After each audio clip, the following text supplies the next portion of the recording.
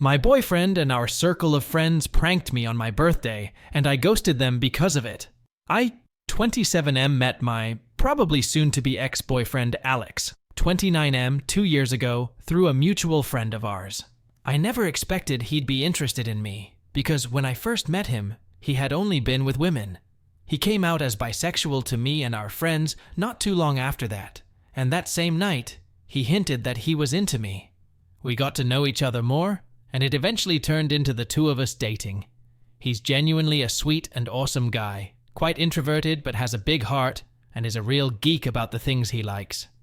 I thought he'd be the one I would be marrying and all that, but I'm thinking that's not going to happen anymore.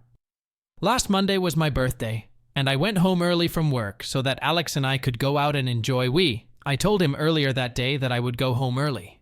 When I opened the door, I was greeted by him laying on our couch, while a woman I didn't know was on top of him. They were fully clothed BTW. I was basically paralyzed and couldn't react at all. He eventually saw me and had a surprised look on his face, but he also looked like he was trying to hold his laugh in. The woman also looked like she was about to laugh as well. I also started to hear chatter from the kitchen and in our bedroom. Alex then shouted, "You guys can come out!" And so our friends came out of our bedroom and kitchen, holding gifts, party poppers, and a cake. I guess they are shouting, "It's a prank! Happy birthday!" While turning the party poppers on snapped me back to reality, because after they said that, I just quietly turned around and left. I didn't see their reactions when I did that, but I could hear them saying, "Oh shit," and "wait," and some other things I can't remember. When I heard them try to follow me, I hastened my pace until I reached my car and drove away. While driving, my phone started to get bombarded by texts, calls, and messages from my boyfriend and our friends. When it got too distracting, I just turned off my phone and went to a hotel that's far enough from my place. By the time I got to my hotel room, I just started sobbing on the floor. I think I blacked out from crying because when I woke up, it was already sunny outside. I made sure to tell my team leader first that I would be absent for a few days due to an emergency, and she was kind enough to accept my request. She probably noticed something was off with me because I was sniffling, and my voice sounded weak.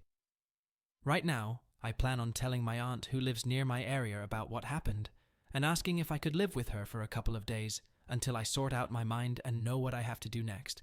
I'm deeply heartbroken because I've told my BF and my friends before how I felt about cheating and how it essentially ruined my family growing up.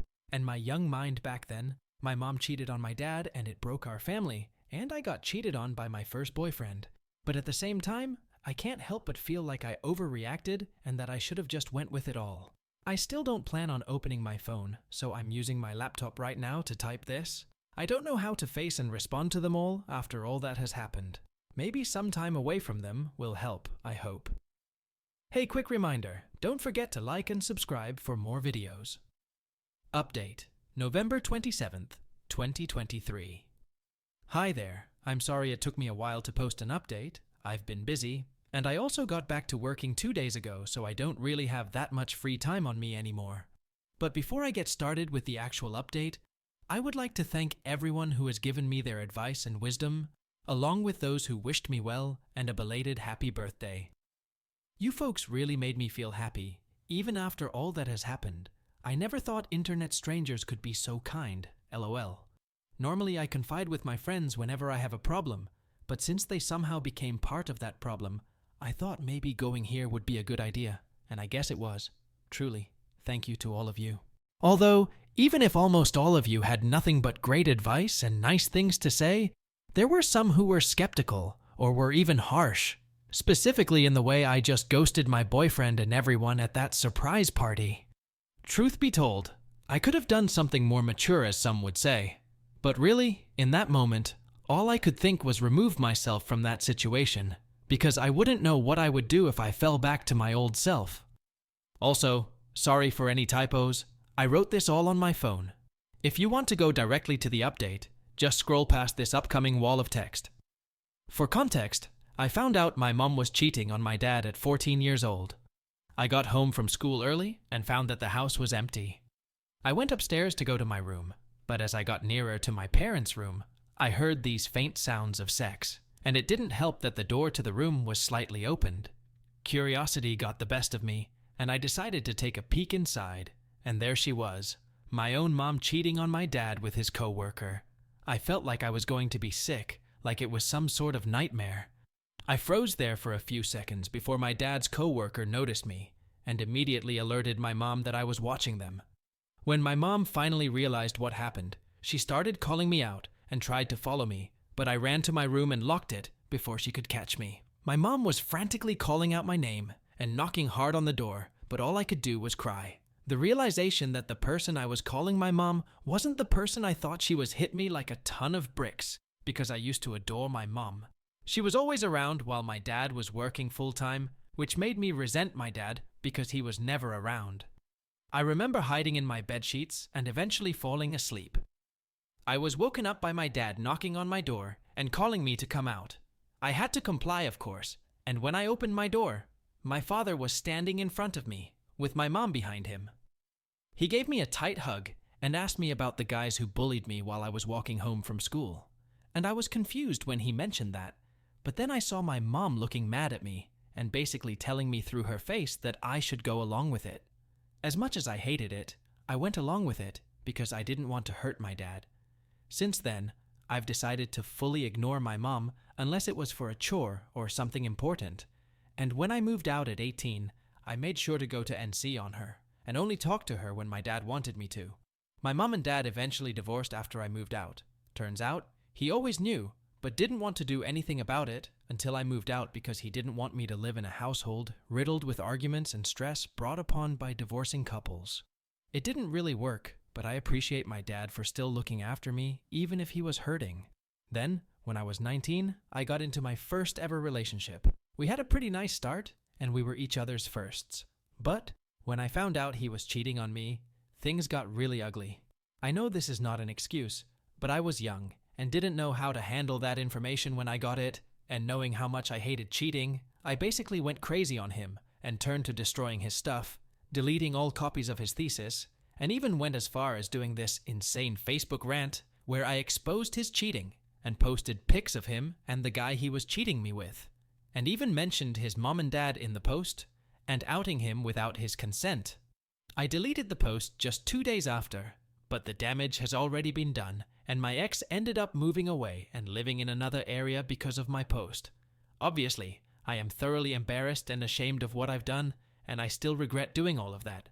When my aunt found out about what I did, she gave me a pretty stern scolding and insisted that I had to get checked by a psychiatrist because what I did isn't normal, and it's not, and I got diagnosed with severe depression, and the doctor also said I had some unresolved trauma, which confused my aunt, but after telling her what happened 6 years ago, she fully understood why and gave me a tight hug and cried after spilling everything to her. She felt bad because she couldn't do anything to help me before, and now is extremely mad at her sister, my mom, for doing all of that to me. Ever since then, my aunt has helped me get the therapy and meds that I needed, and essentially turned into my mother figure. My ex and I don't talk much these days, but we have made amends and are good terms now. Now that all of this stuff from my past has been finally laid out, for those wondering why I did what I did, here's the actual update. After I submitted my original post, I packed my things that night and prepared to go to my aunt's house, which wasn't that far, but still a bit of a drive nonetheless. When I finally got there, she was incredibly welcoming, and I thanked her for allowing me to stay in her house, even just for a while. She gave me a tight hug and told me I was always welcome, and that she would be there to help me when I need her to. She eventually led me to the spare bedroom that they have in their house and helped me unpack my stuff. She is honestly such an incredible woman, and I love her so much. She's basically the mom I've always wanted. Once I was done unpacking, I was again confronted by the fact that I haven't opened my phone for quite some time now. I've avoided it for so long that I didn't think I could open it again, but I knew I had to. The moment my phone booted up, hundreds upon hundreds of texts, chats, and missed calls popped up on my screen. Even if I was still hesitant, I decided to open my chats and looked at our friend group's group chat first. The chats from the start were all very frantic in nature, with my friends asking about where I was or what happened. But after scrolling down a few more times, the chats turned into them apologizing that the prank happened, and that it was not on the plan at all. One of my friends even blamed the girl that was on top of Alex, my BF. and thought she was untrustworthy. Finally, the chats ended up being them hoping they could contact me and wishing I was safe. I guess they knew I just read their chats because as soon as I was done back reading, my friends immediately knew I was online and asked how I was doing and where I was. They also started apologizing again for not being able to stop the prank from happening and that they didn't know that was going to happen and thought the original prank was going to be something else. At this point, I was thoroughly confused because they seemed happy enough to be there during that night. But I knew I had to apologize to them first for ghosting them and asking their side of the story first before speaking about what had happened. Essentially, they were simply planning a surprise birthday party for me with Alex in a group chat that didn't include me. Then, my BF added a few more people into the group chat, saying that they were college friends of his, and he wanted them to be a part of the surprise party too, since they also wanted to meet and get to know me better. As a suggestion, one of my boyfriend's college friends pitched the idea of them pranking me. The plan was, my BF is going to be on the couch with a serial killer, holding a bloody knife and fake stabbing my BF while the killer was on top of him, and while my BF is bleeding everywhere. My BF's college friends thought it would be funny to see my reaction. Although my friends were initially skeptical, they reassured them that it would be harmless fun, and that once my BF and the friend who'll be acting as the killer got their desired reaction on camera, they can just tell me that it was all a prank, and my friends and my BF's other college friends would come out and surprise me with their gifts and stuff. My friends eventually agreed, so as long as they don't drag out the prank and immediately reveal everything once they captured my reaction on camera. The day of my birthday comes, and everything they've planned seems to be going smoothly, with them waiting for me. My BF's college friends ushered everyone to hide while they set up the prank, and when it was done, they would hide too. When they finally heard my BF say they can come out, they thought the prank was a success because I looked absolutely mortified. But they knew something was up when, even after the prank was revealed, I was still looking shocked and almost teary-eyed even, until I finally turned around and left. They were understandably shaken and confused, thinking the serial killer prank was too much. But knowing me, I wouldn't have minded it at all since I love scary movies and an avid horror enjoyer. That was then they realized that my BF's female college friend was on top of my BF, not wearing any serial killer costume and not holding any fake bloody knife. They then saw my BF pushing his female college friend away from him and chasing after me. Some of them also tried to follow me, while some were asking what happened to the original plan. Even my BF's other college friends were wondering why their female friend wasn't in costume, but she was just silent. After a few minutes, my BF came back to our apartment looking distraught and crying. He then tells everyone that they should all go and proceeds to go to our bedroom. They wanted to ask him what happened, but he shut the door before they could. His female college friend then followed him inside, which really weirded them out, but after a while, they hear my BF shouting at her, telling her to fuck off. She then goes out the door on the verge of tears and leaves the apartment. They said everything happened so fast that they didn't know how to process all that had happened. Not too long after that, though, they realized that I was missing and started calling and texting me, but I didn't respond to any of them. Eventually, I was unreachable. I turned off my phone and decided they should just go home and wait for me to respond. My BF's college friends apologized profusely to what has happened and didn't mean for any of this to happen, but they basically just ignored them. They then followed their retelling of their side with videos that they've recorded that proved their accounts, along with an apology and wishing that I was doing well. After my friends told me what happened from their point of view, I felt really terrible and apologized again for ghosting them and telling them that everything that happened was none of their fault. I told them that I would make it up to them soon, but they reassured me that they accept my apology and are just happy that I'm alive and well. They also pitched to have a late birthday celebration with me this weekend, and my boyfriend and his friends aren't included this time. I of course happily agreed and thanked them for being such great friends, and that I really couldn't thank them enough for being such an awesome bunch of people. The morning of the next day, my aunt knocks on my door and wakes me up, telling me that I have a visitor downstairs. She looked a bit mad, so I could already tell who it was. It was my boyfriend Alex, carrying this beautiful bouquet of flowers and my favorite chocolates with him. Even if he looked amazing, his face was the complete opposite because he looked like he was crying for days. I asked him how he found out about where I was and told me that once I turned on my phone again, an app on my phone that we both have notified him of my whereabouts. It's basically an app that allows you and your trusted friends to share your locations in real time, as long as you have an internet connection and your locations is on. I was a bit frustrated that he actually came here to my aunt's house, but nevertheless he was already there, so might as well just hear him out on what he had to say. He basically reiterated what my friends told me, but he added in some more details that my friends didn't know about. Apparently, his old college friends reconnected with him after he lost touch with them after they graduated. They found his Facebook account through some searching and wanted to ask him about his life after all these years. They were especially happy when he told them that he currently has a boyfriend, because they secretly knew he was bisexual, but didn't want to make assumptions or make him feel weird about it. Alex eventually tells them about me, and he mentions that he and our friends are planning a secret birthday surprise for me, and they immediately wanted to be a part of it. After they were added to the group chat, they started suggesting ideas on how to make the surprise much more fun, until their female friend, we'll call her Anna, suggested that they do a prank to surprise me. Alex's college friends were immediately on board because they saw TikToks of it and they thought it was really funny, but my friends were obviously skeptical. Eventually, they agreed what the prank is going to be and that the prank wouldn't take too long. Anna volunteered to be the serial killer, since it was her idea, and they all went and did their parts of the surprise so that everything would be ready when my birthday comes. The day of the surprise party comes, and everyone prepares for my arrival. When Anna and Alex went into their assigned positions for the prank, he wondered why she still wasn't in her costume and that her props were missing, but all she could reply was that she forgot. Alex offers to find the costume and props, but Anna insists that there's no more time and that I was going to arrive soon.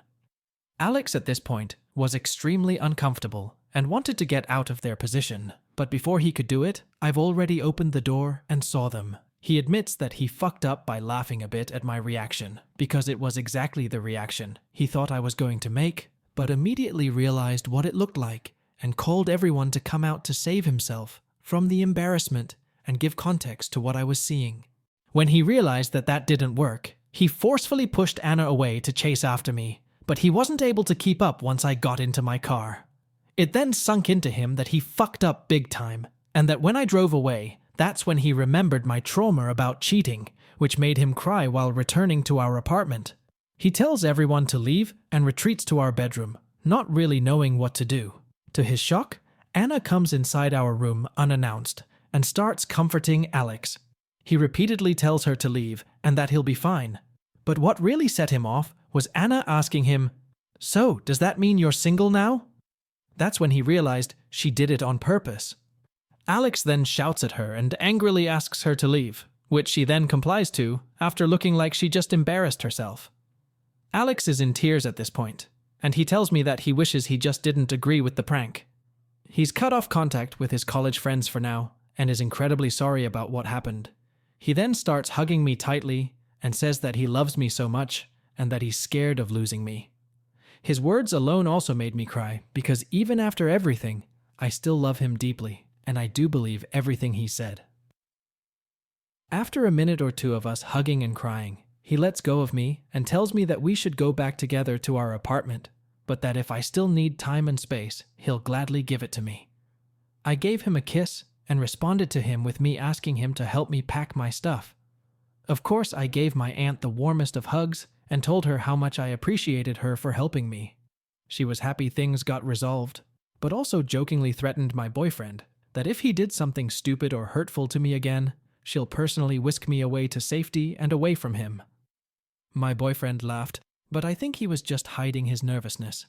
Now, I'm back in our apartment, and Alex even offered to throw away the couch that was used for the prank. But I declined, since it's a pretty nice couch, and everything that has happened was something no one wanted, aside Anna probably. I've already made amends with my boyfriend, and we've both forgiven each other, and my friends are happy that things worked out in the end. Alex is probably now invited to the weekend party, but I've yet to ask them, haha. Don't worry, I'm also going to get in touch with my therapist soon, and book new appointments with her at the suggestion of my aunt. This has all taken a toll on me, but I'm glad to have the support of my BF, my friends, and everyone who has read my post and shared their support to me. Also, I realized that this update is probably not what most of you wanted to happen, and as much as I was close to just giving it all up, I never had a reason to in the end, and I'm glad I got to hear their sides out before making any huge decisions that I might end up regret later. And I do trust my BF and my friends since they all sounded sincere, and they did have proofs to back them up. I think this is going to be my last update, since everything seems to have been resolved at this point, but I'll try to make an update if ever something happens. But I hope that's not going to be the case. Once again, thank you everyone. 3. Final update, December 5th, 2023. Hello, this is definitely my last update about this mess because quite frankly, I'm tired of all of this. But before I start this update, I would like to say sorry to everyone who thought my previous update was too long. I guess I was just overcome with joy. I feel stupid about it now, talking about what happened, that I didn't get to edit it much. But don't worry, this update won't be as long. And thank you to everyone who had nothing but kind words. I really appreciate you all. So, a few days after my previous update, Alex, my now ex-BF, came up to me while sobbing and confessed that he hasn't told me the complete truth about Anna. Apparently, him and Anna were a couple back then. She was his first girlfriend, and he did a lot of his firsts with her. First kiss, first date, first sex, etc. Once they graduated, Anna broke things off with him because she can't handle long-distance relationships and didn't want to be tied down yet. Anna breaking up with him caused him to go into a spiral and develop severe depression, along with self-harming tendencies, something he still goes to therapy for. It took a lot of work for him to get out of that hole and be a functioning human adult again, but things apparently didn't completely change for the better for him until he met me. As I quote, I was the light at the end of the tunnel that he desperately wanted to get out of. But I guess ghosts from the past have their way of coming back to haunt you. A few weeks before my birthday, Alex's college friends found his Facebook and contacted him to reconnect. Things went well for them until he was added into their group chat that had Anna in it as well. As he said, it definitely reignited some old feelings that he had, and it also didn't help that Anna was acting like nothing bad happened between the two of them. They agreed to meet to catch up. One thing led to another, until that one thing ended up being them having sex every day up until the birthday surprise LOL. It only really hit him how much he fucked up and realized that he was doing something incredibly shitty when he saw my devastated face after seeing Anna on top of him for the prank that they supposedly planned for me. According to him, he was trying to bring back those strong feelings and emotions that he once felt back when he was with Anna. But seeing me look ruined and distraught made him realize that what he had with me was incomparable to what him and Anna had. So I guess that's what led him to confess and be all remorseful. Of course, I had to hear him apologize and cry in front of me, and I did cry too, but I couldn't bear being around him anymore after hearing all of that. I then calmly told him that I accepted his apology, but that I didn't want to be with him anymore, and that I'd be leaving the apartment and sort things out once we're both in clearer states of mind. He didn't like that one bit and started sobbing like crazy, and even went as far as hugging me incredibly tight just so that I wouldn't go. It was a struggle, but I eventually got out of his clutches by pushing him away hard enough. I ran as fast as I could, ironic, to get to my car, and immediately headed to my aunt's house. When I got there, I just sobbed into my aunt's arms and felt incredibly weak. She probably understood why I was crying that much without asking me why, so she started consoling me until I was too tired to cry and slept. Yesterday, I got a call from a friend of Alex that he's in the hospital after being found unresponsive and full of cuts on his arms. I didn't want to go because I'm obviously still hurt about everything, but Alex doesn't have any family anywhere near him, and I'm the only one who knows about his medical history and details, and technically his closest family, so I had to. When I got there, his arms were full of bandages and his face looked all puffy and red.